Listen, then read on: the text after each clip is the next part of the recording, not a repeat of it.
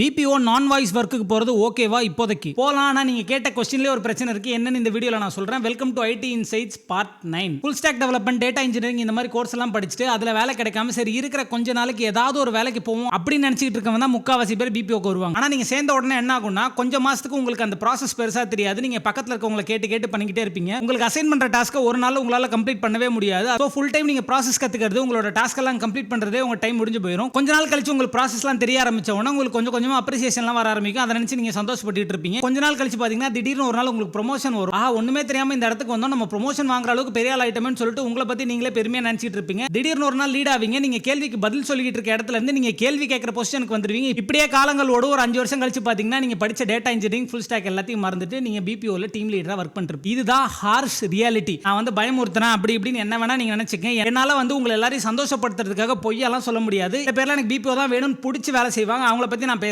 ஆனா முக்காவாசி பேர் நான் இப்போதைக்கு பிபிஓல போய் சேர்றேன்னு சொல்லிட்டு அந்த இப்போதைக்கு எப்போதைனே தெரியாம வரைக்கும் பிபிஓலே காலத்தை ஓடிட்டு ஒரு டைம் ஸ்விட்ச் பண்ணலாம்னு யோசிக்கும் போது அவங்களால ஸ்விட்ச் பண்ண முடியாத சிச்சுவேஷன்ல உட்காந்துட்டு இருப்பான். சோ இப்போதைக்கு நான் பிபிஓல ஜாயின் பண்றேன், பட் கொஞ்ச நாள் கழிச்சு கண்டிப்பா என்னோட டொமைன் மாத்திட்டு நான் ஸ்விட்ச் ஆயிரும் அப்படின்னு உங்க மேலே உங்களுக்கு நம்பிக்கை இருந்தா போய் சேருங்க. இல்லனா நான் சொன்ன மாதிரி இதே ட்ராப்ல நீங்களும் மாட்டிப்பீங்க.